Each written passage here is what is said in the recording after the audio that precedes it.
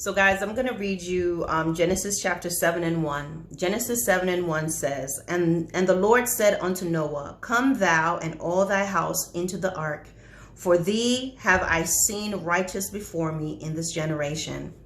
Now guys, before that in Genesis chapter 6, the Lord, it repented God. He actually regretted creating man when he saw how they were doing all types of evil things. All types of evil things they were doing. And my brothers and sisters, I'm here to tell you that it reached a point where he's going to destroy the earth and everything in it. But Noah found grace in his sight. Noah found grace in his sight because he was upright. He lived right, regardless of what was going on. And so in Genesis 6, which is what you can read on your own, it shows you all the instructions that he gave Noah to prepare for the flood. And then at the end, at the time that things were getting ready to happen and the flood was going to happen, the earth was going to be destroyed. Genesis 7 and 1, the Lord said unto Noah, Come thou and all thy house into the ark, for thee have I seen righteous before me in this generation. What I'm about to tell you is don't fear all that's going on around you. Don't fear all that's going on around you. Don't fear the storms. Don't fear the floods. Don't fear the bad news. Don't fear what you're hearing on the news. Don't fear the things that they're saying that is to come. Because if you're walking with the Lord, I'm here to tell you, God has you in his hands. God is calling you unto himself, and you are going to be protected and you're going to be preserved in the midst of all the chaos. In the midst of all the chaos, you will be protected. You will be in a secret place with the Lord. And your secret place is going to be right there. Where's the ark? The ark started to float on top of everything. Right now, people may laugh at you and talk about you, right? Because you're being so holy. What's up with all that holiness? What's going on? People think you're crazy. People think that we're crazy for talking about this because right now they're not seeing the fallout. They're seeing some things, but we're also in a world that is so desensitized and is used to seeing so much terror, watching it on TV, watching real life killings, watching kind of all types of things that gets uploaded, seeing it and recording it and uploading it. They ain't scared of nothing. You know, they ain't never scared. That's where they're at.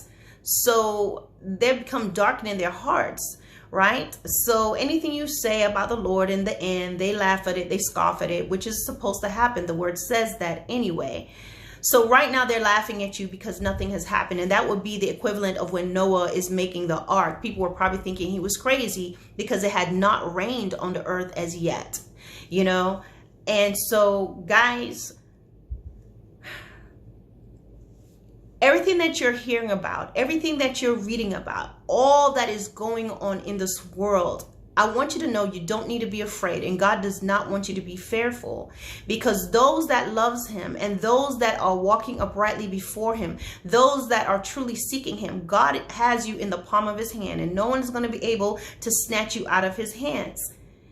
Nobody is getting away with anything. Even if it feels like it, even if it feels like it, it seems like it. People are coming against you. They're doing this, they're doing that. If you're sick in your body, my brothers and sisters, do not be discouraged. Do not be dismayed. If someone has gone on to be with Jesus, don't be dismayed, because I'm trying to tell you, if that person has been walking with the Lord, the minute their breath leaves their body, their soul leaves, they're in perfect peace and they're happy and they don't want to come back. They don't want to come back in this body. It's hard for us to understand because we love them. It's hard for us to understand because death is a scary thing to us. Ain't nobody been there before, you know? You can't prepare for it. But my brothers and sisters, I'm telling you, no matter what is going on, I hear the Lord saying clear as day, do not fear, just like he told Noah. He tells Noah what's to come, just as he's warning us of what's to come. He gives us instructions on the things that we're supposed to do right now. You may not be building an ark physically, guys, but you're building your ark in your prayer time and in your time with the Lord and in your obedience to the Lord. And when the time comes for things to happen, you better believe that you're covered under his blood. Just like when the spirit of death was going to go through the land of Egypt, when they would not let go of the Israelites. And God said, he spoke to Moses and said, put the blood on each and everybody's door. Those who are with me, you put it on their door, because the angel of death will pass over them. It's the same thing, guys. In the midst of everything, God is going to keep you. In the midst of the flood and all that was going on, that ark was floating on top. The ark was not put aside. It was not put somewhere in the atmosphere away. It wasn't on a customized mountaintop. It was in the flood. It was in it. So they can feel everything. They can hear everything that's going on around them. It wasn't soundproof. They can hear the winds. They can hear everything that's going on. And who knows if at some point they can hear the cries and the screams of the people as they realizing this water ain't going nowhere. Okay? But in it, my brothers and sisters, stay safe and secure. God has got you. We have to stay rooted and grounded in him so you won't fear. So you won't be trying to build a makeshift shelter and all these things. You know, I see a lot of people, they're like, oh, you need to prepare, you need to do this. But you know, the word of God says, when the time comes, you're not going to be able, when the son of perdition and all this stuff begins to happen in the world, or when things begin to get heated, it tells you, don't go back in your house to get nothing. Don't go back to get anything. So there's certain things, my brothers and sisters, listen, let me not get too ahead of myself.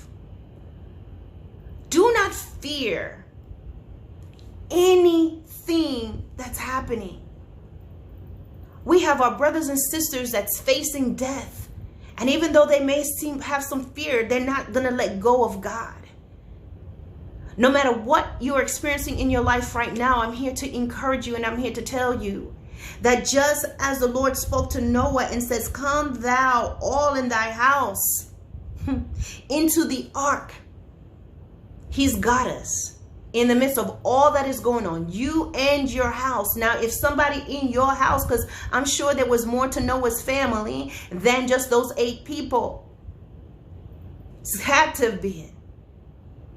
But if they choose that they don't want to go and they don't want to follow, stop trying to delay. If Noah had kept that door open, calling for his family or bringing in more people than what God said, that would have been a problem. But their hearts are hard, guys. And sometimes you just have to accept that. Keep praying for them and hope that they turn around. But you must be diligent in obeying the Lord. But I don't want to go off too far, guys. All I hear the Lord saying, don't fear. Don't fear what's going on around you. Because he's with you and you are in him. And if we're in him, we're protected in this crazy world. All the things that's happening, I'm telling you, coronavirus is not going to touch you if God has ordained that it will not touch you.